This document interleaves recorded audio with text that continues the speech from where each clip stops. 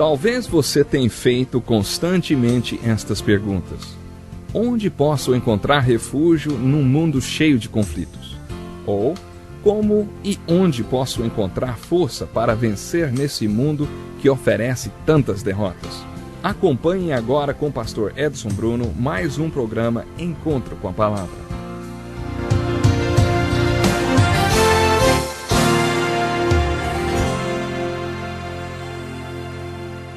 Que felicidade grandíssima, mais uma vez podermos estar juntos para mais um encontro com a palavra. E eu digo bem-vindo para mais um estudo da inspirada palavra de Deus.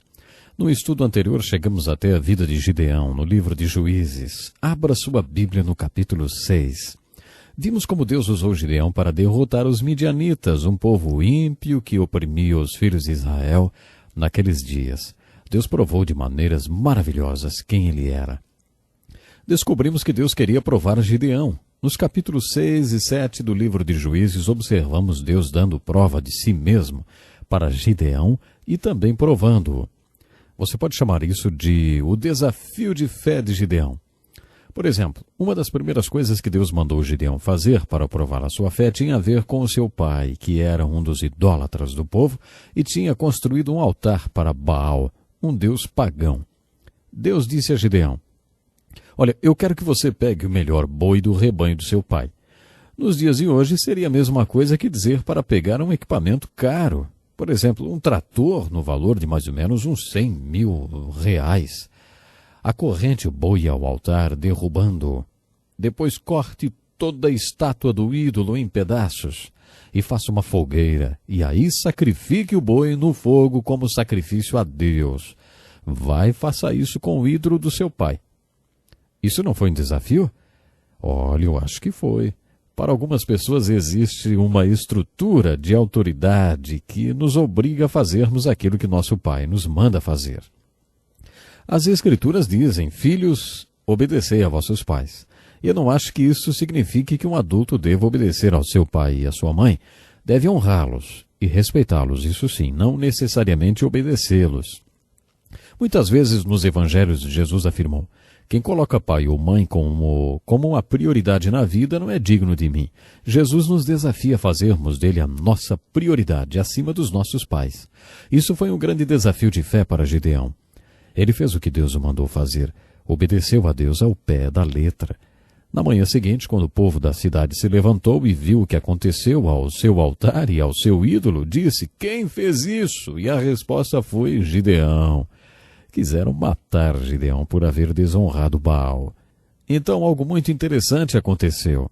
Seu pai tomou partido, defendeu Gideão, e disse: vocês é quem deve morrer por oferecerem ofertas a Baal. Se ele é Deus, deixem que ele mesmo se defenda. Gideão então recebeu o nome de Jerubaal, que significa Baal que se defenda. O grande desafio veio quando Deus mandou Gideão diminuir o seu exército. Esta é uma das maiores histórias do Velho Testamento. Depois de toda a confirmação e afirmação, Gideão levou 32 mil homens para atacar os midianitas. Quando estavam a caminho do ataque, Deus disse: Gideão, você tem muita gente. Se conquistar os midianitas com toda essa gente, você vai achar que ganhou a guerra por causa do tamanho do seu exército. Eu quero que se levante e faça um pequeno discurso. Diga: se algum de vocês estiver com medo, então vá para casa. Eu não preciso de você. Lembre-se de um conceito citado em Deuteronômio 20. Moisés disse: quando você estiver saindo para a batalha para enfrentar um inimigo mais forte, exercite a sua fé levantando-se e dizendo ao povo: você que ainda não casou, mas está noivo, você poderá ser morto nessa batalha, e aí outra pessoa se casará com a sua noiva. Isso não é certo, vá para casa. Se você plantou uma vinha e ainda não colheu o seu fruto, outra pessoa poderá vir e comer o seu fruto, hein? Se você for morto na batalha. Por isso vá para casa. Nós não precisamos de você. Havia muitas categorias como essas nas normas de mobilização para a guerra. O Santo Espírito de Deus fez com que Gideão pusesse em prática a palavra de Deus enquanto marchava com os 32 mil soldados. Gideão se levantou e disse: se alguém estiver com medo, então vá para casa. 22 mil homens foram para casa. Agora ele estava marchando com 10.000 homens e Deus disse: Ei, Gideão, você ainda tem muita gente. Se você vencer a batalha com todo esse exército, vai pensar que foi por causa da quantidade de soldados. Por isso, quando você chegar àquele rio, eu vou dar uma peneirada neles para você. Quando eles chegarem às margens do rio, estarão cansados da marcha. Aqueles homens que se abaixarem e largarem suas armas para beber a água, ficarão desse lado do rio. Mas aqueles que estiverem tão ansiosos para lutar contra os midianitas e apenas lamberem a água enquanto atravessam o rio, diga-lhes para ficarem do outro lado do rio. 9.700 homens se abaixaram para beber a água. Deus disse: diga-lhes para irem para casa, não precisamos deles. Mas aqueles 300, é isso mesmo, 300 homens que apenas lamberam a água enquanto atravessavam o rio, entregarei os midianitas nas suas mãos. Isso é apenas 1% de todo o exército com o qual Gideão começou. 300 homens. Vemos aqui uma linda aplicação e um lindo ensinamento. Veremos o Senhor Jesus desenvolvendo e aplicando esse ensino na sua primeira aparição. Deus não precisa de uma maioria apática. Nunca precisou. Ele precisa de uma minoria comprometida. É essa lição que aprendemos quando vemos esse exército ser reduzido de 32.000 homens para 300. Outra maneira pela qual Deus provou a fé de Gideão foi por meio do plano de batalha para derrotar os midianitas. Vou tentar ilustrar. Na verdade, a conquista sobre os midianitas não foi um milagre sobrenatural, como foi a conquista de Canaã por Débora. Naquele caso, o milagre sobrenatural causou uma confusão entre as 900 carruagens de ferro de Sísera. Houve uma intervenção divina. Eu realmente creio em milagres, e creio que à medida que você se aprofundar nas Escrituras, terá que decidir se quer crer também ou não.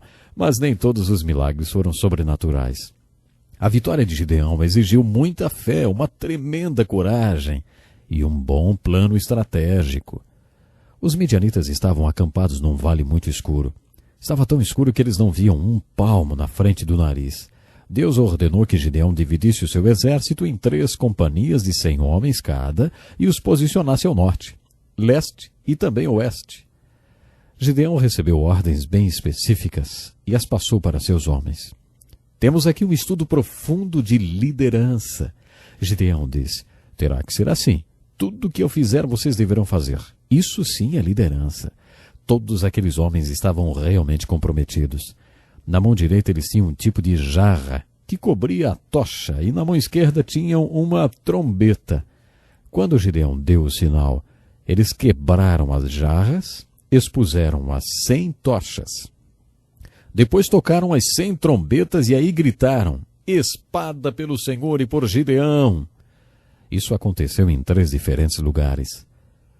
Se você fosse um midianita, dormindo no chão, em completa escuridão, o que pensaria se acordasse e ouvisse 100 jarras se quebrando, visse 100 tochas, ouvisse 100 trombetas tocando e 100 homens gritando ao norte do seu acampamento? Depois a mesma coisa ao leste e depois a mesma coisa ao oeste. Olha, você provavelmente pensaria que estava cercado pelo imenso exército de Gideão. Nós sabemos que eram apenas 300 homens comprometidos. Esse fato corresponde à aplicação de uma promessa dada por Moisés no livro de Levíticos. Alguns poucos de vocês derrotarão milhares de inimigos. Essa promessa foi literalmente cumprida nessa passagem. Os midianitas pensaram que estavam cercados. Lembrem-se, estava escuro como o breu. Eles simplesmente entraram em pânico e começaram a matar uns aos outros. Os homens de Gideão os puseram para correr do vale. Eles foram marcados como gado. Então aqueles homens de Gideão que tinham deixado o exército voltaram para a batalha. Quando a batalha fica mais fácil, não é difícil encontrar quem queira lutar, não é verdade? Aqueles que tinham ido embora voltaram e todos juntos acabaram com os midianitas, conquistando todo o seu poderio.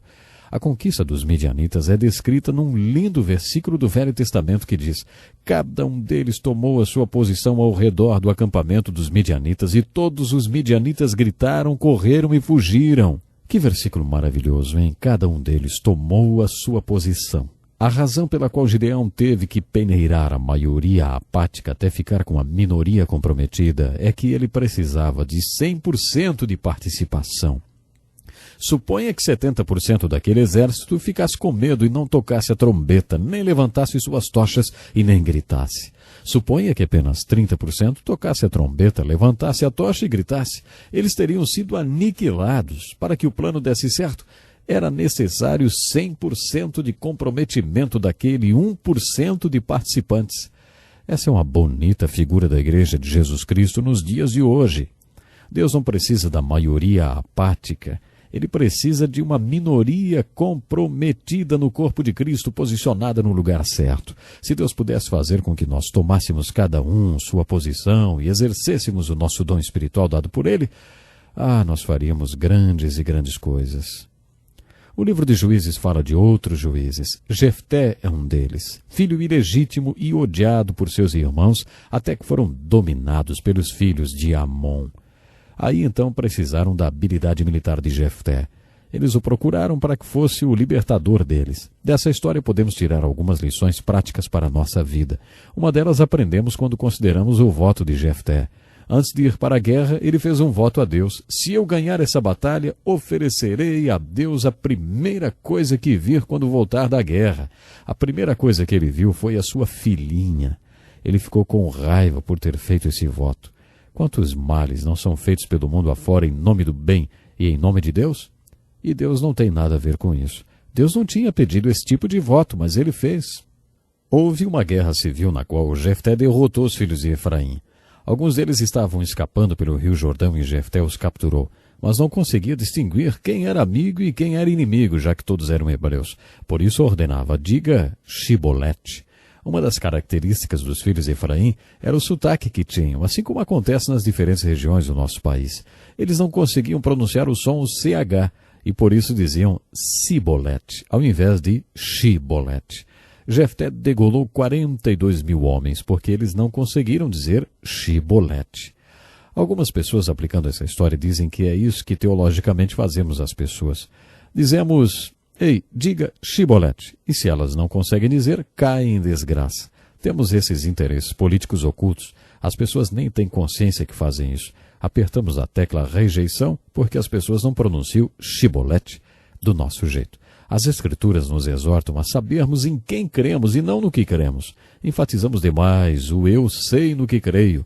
O apóstolo Paulo afirmou, eu sei em quem tenho crido e estou bem certo de que ele é poderoso para guardar o meu depósito até aquele dia. O livro de Juízes tem muitas aplicações para a nossa vida pessoal, para a nossa nação, para a nossa família. Leia o livro de Juízes. Eu quero encontrar você no nosso próximo programa. Até lá então. Que lição importantíssima. Obrigado, pastor Edson Bruno. Prezado ouvinte, coloque em prática o que você ouviu aqui. Sem dúvida, sua vida será grandemente abençoada. Este é um estudo escrito pelo Dr. Dick Woodward, na voz do pastor Edson Bruno. Escreva-nos e solicite o material. Nosso endereço é Encontro com a Palavra, Caixa Postal 2011, CEP 89201-970, Joinville, Santa Catarina. Até o nosso próximo Encontro com a Palavra.